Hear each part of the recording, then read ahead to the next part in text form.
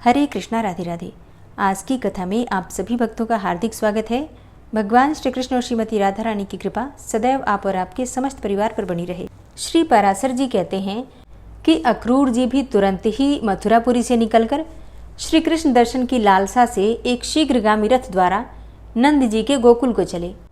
अक्रूर जी सोचने लगे कि आज तो मुझ जैसा बड़भागी और कोई है ही नहीं, क्योंकि अपने अंश से अवतीर्ण चक्रधारी श्री विष्णु भगवान का सुख मैं अपने नेत्रों से देखूंगा। आज तो मेरा जन्म ही सफल हो गया। आज की रात्रि अवश्य ही सुंदर प्रभात वाली थी, जिससे कि मैं आज खिले हुए कमल के समान नेत्र वाले श्री विष्णु भगवान के मुख का दर्शन करूंगा। प्रभु का जो संकल्पमय मुखारविंद स्मरण मात्र से पुरुषों के पापों को दूर कर देता है, आज मैं विष्णु भगवान के उसी कमल नयन मुख को देखूंगा, जिससे कि संपूर्ण वेद और वेदांगों की उत्पत्ति हुई है। आज मैं संपूर्ण तेजस्वियों के परम आश्रय उसी भगवत मुखारविंद का दर्शन करूंगा। समस्त पुरुषों के द्वारा यज्ञों में जिन अखिल विश्व के आधारभूत पुरुषोत्तम का यज्ञ पुरुष रूप से यजन अर्थात पूजन किया जाता है, आज मैं उन्हीं जगतपति का दर्शन करूंगा, जिनको 100 यज्ञों से यजन करके इंद्र ने देवराज की पदवी प्राप्त की है। आज मैं उन्हीं अनादि और अनंत केशव का दर्शन करूंगा, जिनके स्वरूप को ब्रह्मा, इंद्र, रुद्र, अश्विनी कुमार, वसुगण, आदित्य और मरुदगण आदि कोई भी नहीं जानते। आज वे ही हरि मेरे नेत्रों के विषय में होंगे, जो सर्वात्मा, सर्वज्ञ, सर्वस्वरूप और सब भूतों में अवस्थित हैं तथा जो अचिंत्य, अव्यय और सर्वव्यापक हैं। अहो, आज स्वयं वे ही मेरे साथ बात करेंगे। जिन अजन्मा ने मत्स्य, कूर्म, वराह, हयग्रीव और नृसिंह आदि रूप धारण करके जगत की रक्षा की है, आज वे ही मुझसे वार्तालाप करेंगे। इस समय उन अव्यात्मा जगत प्रभु ने अपने मन में सोचा हुआ कार्य करने के लिए अपनी ही इच्छा से मनुष्य देह धारण किया है। जो अनंत अर्थात शेष जी अपने मस्तक पर रखी हुई पृथ्वी को धारण करते हैं, संसार के हित के लिए वे ही अवतीर्ण हुए हैं और आज मुझे अक्रूर कहकर बोलेंगे। जिनकी इस पिता, पुत्र, सुहृद, भ्राता, माता और बंधु रूपिणी माया को पार करने में संसार सर्वथा असमर्थ है, उन मायापति भगवान को बारंबार नमस्कार है। जिनमें हृदय को लगा देने से पुरुष इस योग माया रूप विस्तृत अविद्या को पार कर जाता है, उन विद्या स्वरूप श्रीहरि को नमस्कार है। जिन्हें याज्ञिक लोग यज्ञ पुरुष, सात्वत अर्थात यादव अथवा भगवत भक्तगण, वासुदेव और वेदांत वेदता विष्णु कहते हैं, उन्हें बारंबार नमस्कार है। जिस सत्य से यह सत्सद रूप जगत उस जगदाधार विधाता में ही स्थित है, उस सत्य बल से ही वे मुझ पर प्रसन्न हो। जिनके स्मरण मात्र से पुरुष सर्वथा कल्याण पात्र हो जाता है, मैं सर्वदा उन अजन्मा हरि की शरण में प्राप्त होता हूँ।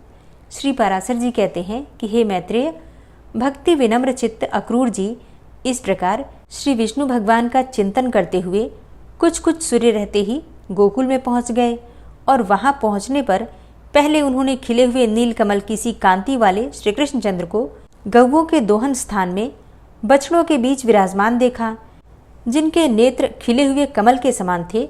वक्षस्थल में श्रीवत्स चिन्ह सुशोभित था, भुजाएं लंबी लंबी थीं, वक्षस्थल विशाल था और ऊंचा था तथा नासिका उन्नत थी, जो सविलास हास्ययुक्त मनोहर मुखारविंद से सुशोभित थे तथा उन्नत और रक्त नख युक्त चरणों से पृथ्वी पर विराजमान थे, जो 2 पीतांबर धारण किए थे, वन्य पुष्पों से सुशोभित थे तथा जिनका श्वेत कमल के आभूषणों से युक्त श्याम शरीर सचंद्र नीलांचल के समान सुशोभित था। हे द्विज, श्री ब्रजचंद्र के पीछे उन्होंने हंस, कुंद और चंद्रमा के समान गौरवर्ण नीलांबरधारी यदुनंदन श्री बलभद्र जी को भी देखा, जिनकी भुजाएं विशाल थीं, कंधे उन्नत थे, मुखारविंद खिलता हुआ था तथा जो मेघमाला से घिरे हुए दूसरे कैलाश पर्वत के समान जान पड़ते थे। हे मुने, उन दोनों बालकों को देखकर महामती अक्रूर जी का मुख कमल प्रफुल्लित हो गया तथा उनके सर्वांग में पुलकावली छा गई और वे मन ही मन कहने लगे कि इन 2 रूपों में जो ये भगवान वासुदेव का अंश स्थित है, वही परम धाम है और वही परम पद है। इन जगत विधाता के दर्शन पाकर आज मेरे नेत्र युगल तो सफल हो गए, किंतु क्या अब भगवत कृपा से इनका अंग संग पाकर मेरा शरीर भी कृतकृत्य हो सकेगा? जिनकी अंगुली के स्पर्श मात्र से संपूर्ण पापों से मुक्त हुए पुरुष निर्दोष सिद्धि अर्थात कैवल्य मोक्ष प्राप्त कर लेते हैं, क्या वे अनंत मूर्ति श्रीमान हरि मेरी पीठ पर अपना कर कमल रखेंगे, जिन्होंने अग्नि, विद्युत और सूर्य की किरणमाला के समान अपने उग्र चक्र का प्रहार करके दैत्यपति की सेना को नष्ट करते हुए असुर सुंदरियों की आंखों के अंजन धो डाले थे, जिनको एक जल बिंदु प्रदान करने से राजा बलि ने पृथ्वी तल में अति मनोज्ञ भोग और एक मनवंतर तक देवत्व लाभ पूर्वक शत्रुविहीन इंद्रपद प्राप्त कर लिया था, वे ही विष्णु भगवान मुझ निर्दोष को भी कंस के संसर्ग से दोषी ठहराकर क्या मेरी अवज्ञा कर देंगे। मेरे ऐसे साधु जन बहिष्कृत पुरुष के जन्म को धिक्कार है, अथवा संसार में ऐसी कौन वस्तु है जो उन ज्ञान स्वरूप शुद्ध सत्व राशि, दोषहीन, नित्य प्रकाश और समस्त भूतों के हृदय स्थित प्रभु को विदित न हो। अतः मैं उन ईश्वरों के भी ईश्वर, आदि, मध्य और अंतरहित पुरुषोत्तम भगवान विष्णु के अंशावतार श्री कृष्णचंद्र के पास भक्ति विनम्र चित्त से जाता हूँ। मुझे पूर्ण आशा है कि वे मेरी कभी अवज्ञा नहीं करेंगे। श्री पराशर जी कहते हैं कि हे मैत्रेय, यदुवंशी अक्रूर जी ने इस प्रकार चिंतन करते हुए श्री गोविंद के पास पहुंचकर उनके चरणों में सिर झुकाते हुए कहा, मैं अक्रूर हूँ, और ऐसा कहकर प्रणाम किया। फिर भगवान ने भी अपने ध्वजा, वज्र और पद्म अंकित कर कमलों से उन्हें स्पर्श करके और प्रीतिपूर्वक अपनी ओर खींचकर गाढ़ आलिंगन किया। तदनंतर अक्रूर जी के यथायोग्य प्रणाम आदि कर चुकने पर श्री बलराम जी और कृष्णचंद्र अति आनंदित होकर उन्हें साथ लेकर अपने घर आए। फिर उनके द्वारा सत्कृत होकर यथा योग्य भोजन आदि कर चुकने पर अक्रूर ने उनसे ये संपूर्ण वृतांत कहना आरंभ किया, जैसे कि दुरात्मा दानव कंस ने आनक दुंदुभि वसुदेव और देवी देवकी को डांटा था, तथा जिस प्रकार वह दुरात्मा अपने पिता उग्रसेन से दुर्व्यवहार कर रहा है और जिसलिए उसने उन्हें अर्थात अक्रूर जी को वृंदावन भेजा है। भगवान देवकी नंदन ने यह संपूर्ण वृतांत विस्तार पूर्वक सुनकर कहा कि हे दानपते, ये सब बातें मुझे मालूम हो गई हैं। हे महाभाग, इस विषय में मुझे जो उपयुक्त जान पड़ेगा वही करूँगा। अब तुम कंस को मेरे द्वारा मरा हुआ ही समझो, इसमें किसी और तरह का विचार ही ना करो। भैया बलराम और मैं दोनों ही कल तुम्हारे साथ मथुरा चलेंगे। हमारे साथ ही दूसरे बड़े बूढ़े गोप भी बहुत सा उपहार लेकर जाएंगे। हे वीर, आप ये रात्रि सुखपूर्वक बिताइए, किसी प्रकार की चिंता मत कीजिए। 3 रात्रि के भीतर मैं कंस को उसके अनुचरों सहित अवश्य मार डालूंगा। श्री पराशर जी कहते हैं कि तदनंतर अक्रूर जी, श्री कृष्णचंद्र और बलराम जी संपूर्ण गोपियों को कंस की आज्ञा सुनाकर नंद गोप के घर सो गए।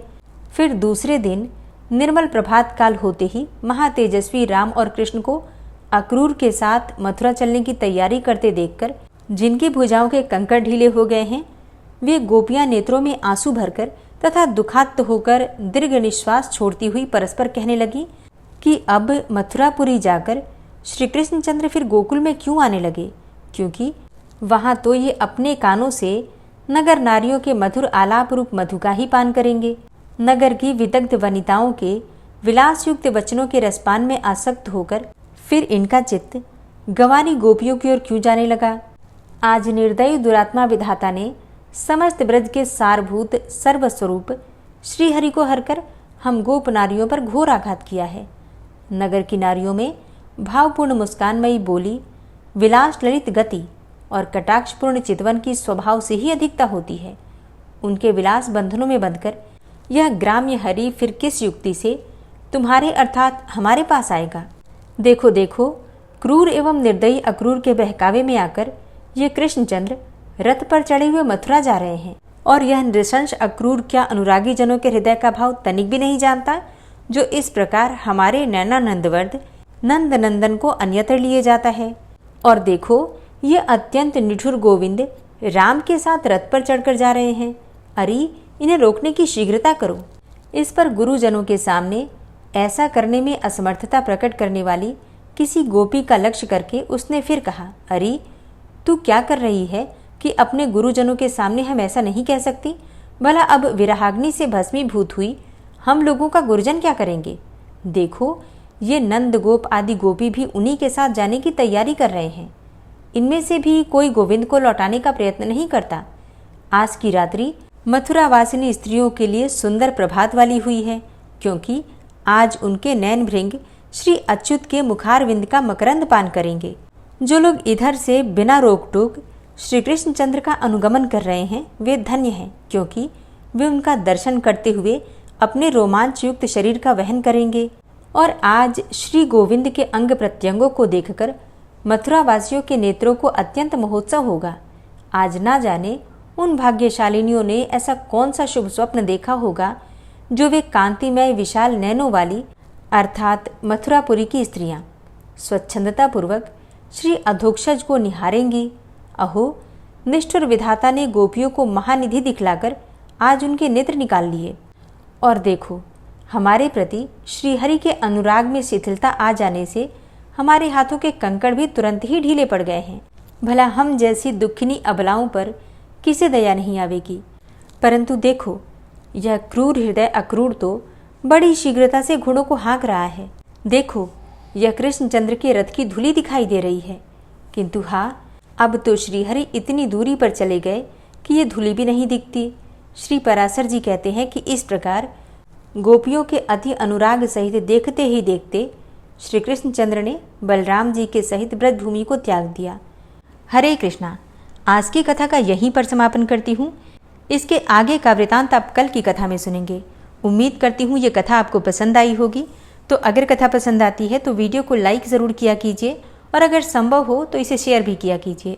और हाँ, कमेंट बॉक्स में राधे राधे लिखना बिल्कुल मत भूला कीजिए। और अब आप सुनेंगे श्री नारायण कवच, जिसके सुनने मात्र से भगवान श्री हरि विष्णु की असीम कृपा आपको प्राप्त होगी। श्री नारायण कवच। ओम नमो नारायणाय इस प्रकार से उच्चारण करके इस पाठ को श्रवण करते हैं। भगवान श्री हरि गरुड़ जी की पीठ पर अपने चरण कमल रखे हुए हैं। अणिमा आदि 8 सिद्धियां उनकी सेवा कर रही हैं और 8 हाथों में शंख, चक्र, ढाल, तलवार, गदा, बाण, धनुष और पाश अर्थात फंदा धारण किए हुए हैं। वे ही ओंकार स्वरूप प्रभु सब प्रकार से सब ओर से मेरी रक्षा करें। मत्स्य मूर्ति भगवान जल के भीतर जल तंतुओं से और वरुण के पास से मेरी रक्षा करें। माया से ब्रह्मचारी रूप धारण करने वाले वामन भगवान स्थल पर और विश्वरूप श्री त्रिविक्रम भगवान आकाश में मेरी रक्षा करें। जिनके घोर अट्टहास करने पर सब दिशाएं गूंज उठी थी और दैत्य पत्नियों के गर्भ गिर गए थे, वे दैत्ययुत पतियों के शत्रु भगवान नृसिंह किले, जंगल, रणभूमि आदि विकट स्थानों में मेरी रक्षा करें।